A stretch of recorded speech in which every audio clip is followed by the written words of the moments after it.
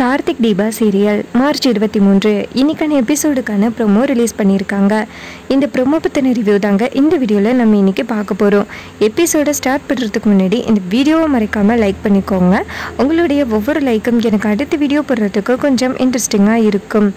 எபிசோடில் என்ன நடக்குதுன்னா பார்த்துக்கோங்க. நம்ம அபிராமி சொல்கிறாங்க, ஆனந்த் என்ன காரியம் பண்ணிட்டு வந்திருக்கேன்னு தெரியுமா? உன்னை நம்பி வீட்டில் ஒரு பொண்ணு இருக்கா, அதுவும் 2 குழந்தைங்க இருக்காங்க. அவங்களுக்கு போய் இப்படிப்பட்ட துரோகத்தை பண்ணியிருக்கே அப்படின்னு. அதுக்கு ஆனந்த் சொல்கிறாரு, அம்மா நான் துரோகம் பண்ணது ரியாவுக்கு தான், தியாகம் பண்ணியிருக்கேம்மா அப்படின்னு. அப்போ அருணாச்சலம் சொல்கிறாரு, புத்திசாலித்தனமாக பேசுகிறேன்னு முட்டாள்தனமாக பேசாத ஆனந்த் அப்படின்னு. அப்போ ஆனந்த் சொல்கிறாரு, இங்கே பாருங்கப்பா, நான் ரியாவை 13 வருஷத்துக்கு முன்னாடி காலேஜிலேருந்தே லவ் பண்ணேன். இப்போ நான் ரியாவை கல்யாணம் பண்ணியிருக்கேன். ரியாவை கல்யாணம் பண்ணாமல் மீனாட்சியை கல்யாணம் பண்ணது நான் ரியாவுக்கு பண்ண துரோகம். அம்மா சொன்னாங்கன்னு மீனாட்சியை கல்யாணம் பண்ணது நான் செஞ்ச தியாகம் அப்படின்னு சொல்கிறாரு. இதை கேட்டுட்டு அருணாச்சலம் செம்ம டென்ஷன் ஆகுறாரு. அப்போ அபிராமி சொல்கிறாங்க, இங்கே பாரு, உனக்கு இவ தான் வேணும் அப்படின்னா நீ இந்த வீட்டில் இருக்கக்கூடாது, வீட்டை விட்டு வெளியில் போ அப்படின்னு.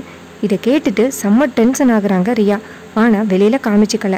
அப்போ ஆனந்த் சொல்கிறாரு, இங்கே பாருங்கம்மா, நான் இந்த வீட்டை விட்டு வெளியில் போகிற மாதிரி இருந்தால் எனக்கு வர வேண்டிய பங்கை நீங்கள் கொடுத்து தான் ஆகணும் அப்படின்னு. இதை கேட்டுட்டு அபிராமி அதிர்ச்சி ஆகுறாங்க. அப்போ ராஜேஸ்வரி சொல்கிறாங்க, பார்த்தீங்களா உங்கள் பையன் எப்படி வளருறாரு அப்படின்னு. ஏதோ அரண் சொத்தை பிரித்து கேட்டார், என் பொண்ணு சொத்தை பிரித்து கேட்டா அப்படின்னு அவ்வளோ பெரிய பிரச்சனை பண்ணீங்க. இப்போ பார்த்தீங்களா உங்கள் பையன், உங்கள் மூத்த பையனே சொத்தை பிரித்து கேட்குறாங்க அப்படின்னு. இதை கேட்டுட்டு செம்ம டென்ஷன் ஆகுறாங்க அபிராமி இடிஞ்சு போய் கீழே உட்காடுறாங்க. அப்போ அருணாச்சலம் சொல்கிறாரு, அபிராமி கிளம்புமா அப்படின்னு. அப்போ ஆனந்த் சொல்கிறாரு, அம்மா ஒருவேளை நான் சொத்தை பிரித்து கேட்கக்கூடாது அப்படின்னா நான் இந்த வீட்டில் இருப்பேன், ரியாவும் இந்த வீட்டில் இருப்பா அப்படின்னு.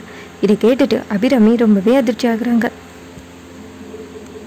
அப்போ அருணாச்சலம் சொல்கிறாரு, இங்கே பாரு ஆனந்த், நீ அவசரப்பட்டு முடிவெடுக்கிற, அதை முதல்ல ஞாபகம் வச்சுக்கோ அப்படின்னு. அதுக்கு ஆனந்த் சொல்கிறாரு, அப்பா நான் அவசரப்பட்டு முடிவெடுக்கலை, நான் பொறுமையாக யோசிச்சுதான் ரியாவை கல்யாணம் பண்ணேன். என்னால் ரியா கஷ்டப்படக்கூடாது, நான் காதலிச்ச பொண்ணு யாரும் இல்லாமல் அனாதையாக நிற்கக்கூடாது. இனிமேல் நான் அவளுக்கு துணையாக இருப்பேன், வாரியா அப்படின்னு சொல்லிட்டு ரியாவை கையை பிடிக்கிறாரு. இதை பார்த்துட்டு மீனாட்சி ரொம்பவே அதிர்ச்சி ஆகுறாங்க. அப்போ கார்த்தி சொல்கிறாரு, அண்ணன் நீ என்ன பேசுகிறனே தெரியாமல் கண்மூடித்தனமாக பேசிக்கிட்டு இருக்க, அதை முதல்ல ஞாபகம் வச்சுக்கோ, நம்ம அம்மாவையே நீ எதிர்த்து பேசுகிற அப்படின்னு. அதுக்கு ஆனந்த் சொல்கிறாரு, இங்கே பாரு கார்த்தி, என்ன பேசுகிறேன்னு எனக்கு தெரியும், இந்த வீட்டோட மூத்த பையனா, நான் சரியாக தான் பேசுவேன், அதை முதல்ல ஞாபகம் வச்சுக்கோ, உங்கள் வேலை என்னமோ அதை பாருங்க அப்படின்னு. அப்போ ஐஸ்வர்யா சொல்கிறாங்க, பார்த்தீங்களா அத்தை, இந்த விஷயம் எல்லாமே கார்த்திக்கும் தீபாவுக்கும் தெரியும். ஏற்கனவே நம்மக்கிட்ட சொல்லியிருந்தா இந்நேரம் நம்ம பிரச்சனையை சால்வ் பண்ணியிருக்கலாம். ஆனால் நம்மக்கிட்ட சொல்லாமல் எவ்வளோ பெரிய பிரச்சனையில் கொண்டாந்து விட்டுட்டாங்க பார்த்தீங்களா அப்படின்னு. அப்போ நம்ம தீபா சொல்கிறாங்க, ஐஸ்வர்யா அக்கா, தேவையில்லாமல் எங்களை இந்த பிரச்சனையிலே இழுக்காதீங்க. நானும் கார்த்தியும் எவ்வளவோ கஷ்டப்பட்டு அந்த ரியாவை கண்டுபிடிக்கணும் அப்படின்னு முயற்சி பண்ணோம். ஆனால் எங்களால் கண்டுபிடிக்க முடியல. அப்படியும் நான் ரெஜிஸ்டர் ஆஃபீஸ்க்கு போயிட்டு அந்த கல்யாணத்தை நிப்பாட்டலாம்னு நான் முயற்சி பண்ணேன். ஆனால் எனக்கு தெரியாமல் ரியாவும் ஆனந்தும் வெளியில் கோயிலில் கல்யாணம் பண்ணது எங்களுக்கு சுத்தமாக தெரியலை. தெரிஞ்சிருந்தா நாங்கள் கண்டிப்பாக கல்யாணத்தை நிப்பாட்டியிருப்போம் அப்படிங்கிறாங்க. அப்போ ஐஸ்வர்யா சொல்கிறாங்க, இருந்தாலும் ஒரு மாதத்துக்கு முன்னாடியே உங்களுக்கு அவங்க 2 பேரும் அங்கே எங்கேயும் சுற்றுறது உங்களுக்கு தெரியும்ல, அது தெரியாமல் எங்ககிட்ட சொல்லாமல் இருந்திருக்கீங்க. சொல்லியிருந்தா கண்டிப்பாக அத்தை இதுக்கு ஏதாவது ஒரு முடிவு எடுத்திருப்பாங்க, மீனாட்சியும் இதுக்கு ஒரு முடிவு எடுத்திருப்பாங்க. ஆனால் யார்கிட்டையும் சொல்லாமல் மீனாட்சியோட வாழ்க்கையை கெடுத்தது நீதான் தீபா அப்படின்னு சொல்கிறாங்க. இது கேட்டுட்டு கார்த்தி சொல்கிறாரு, ஐஸ்வர்யா அக்கா, தேவையில்லாமல் தீபா மேலே பழி போடாதீங்க, அவங்க மேலே எந்த தப்புமே இல்லை அப்படின்னு. அப்போ ஐஸ்வர்யா சொல்கிறாங்க, எப்படி தம்பி நீங்கள் உங்கள் பொண்டாட்டி மேலே தப்பு சொல்லுவீங்க, எல்லா தப்பும் எங்கள் மேலே தானே சொல்லுவீங்க.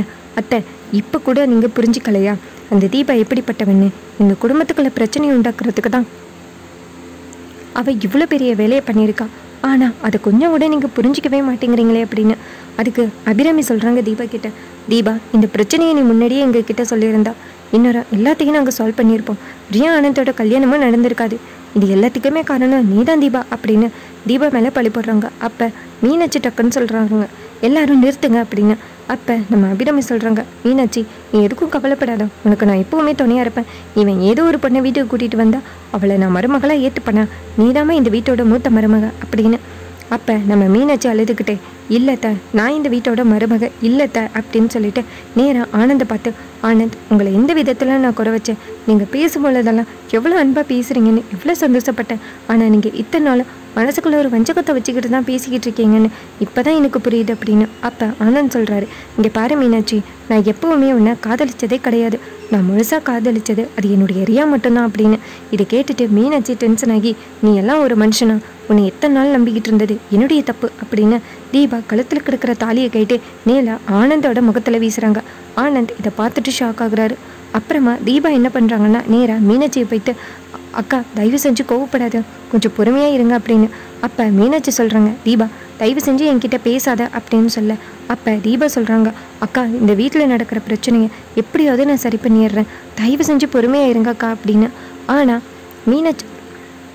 மீனாட்சி சொல்கிறாங்க, இதுக்கு மேலேயும் இந்த வீட்டில் இருந்தால் கண்டிப்பாக அது என்னுடைய தப்பு, நான் இந்த வீட்டை விட்டு கிளம்புறது தான் நல்லது அப்படின்னு சொல்லிட்டு மீனாட்சி அந்த இடத்துலேருந்து கிளம்புறாங்க. அப்போ ரியா மீனாட்சி இந்த வீட்டை விட்டு போகிறத பார்த்துட்டு சந்தோஷப்படுறாங்க. ஏன்னா மீனாட்சி வீட்டை விட்டு போயிட்டா அவங்க தானே இந்த வீட்டோட மருமகளாக வருவாங்க.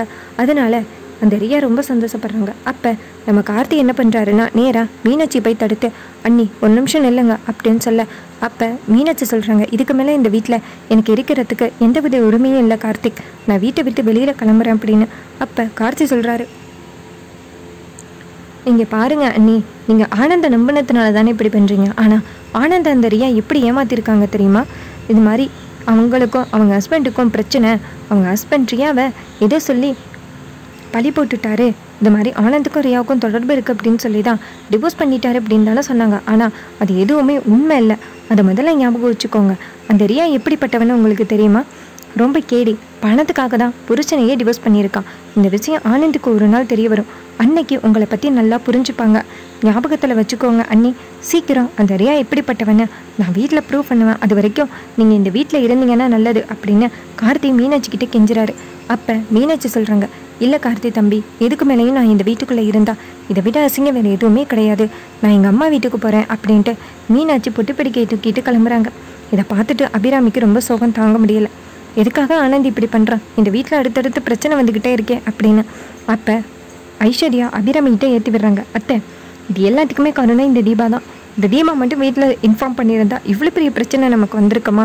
இன்றைக்கி மீனாட்சியோட வாழ்க்கை கேள்விக்குறியானதுக்கு முழுக்க முழுக்க தீபா தான். இப்படி மீனாட்சி பக்கத்துலேயே இருந்து இவ்வளோ பெரிய தொகத்தை மீனாட்சிக்கு பண்ணியிருக்காளே இந்த வஞ்சகி தீபா அப்படின்னு சொல்லி அபிராமிகிட்ட தீபாவை பற்றி ஏற்றி விடுறாங்க ஐஸ்வர்யா. அப்கமிங் எபிசோடு செம்ம இன்ட்ரெஸ்டிங்காக இருக்க போகுது, மறக்காமல் செக் பண்ணி பாருங்கள். இதே மாதிரி இனிமேல் அப்டேட்ஸ் வேணும்னா இந்த சேனலை சப்ஸ்கிரைப் பண்ணிவிட்டு உங்களுடைய ஆதரவை கொடுங்க. அண்ட் முக்கியமாக நம்ம மீனாட்சி இந்த வீட்டை விட்டு போகும் பொழுது நம்ம கார்த்தி தடுப்பாரா இல்லை தீபா தடுப்பாங்களா, ரியா பற்றின உண்மைகள் எப்போ வெளிவரும் அப்படிங்கிறத நம்ம பொறுத்திருந்து தான் பார்க்கணும். தேங்க்யூ ஃபார் வாட்சிங், பை.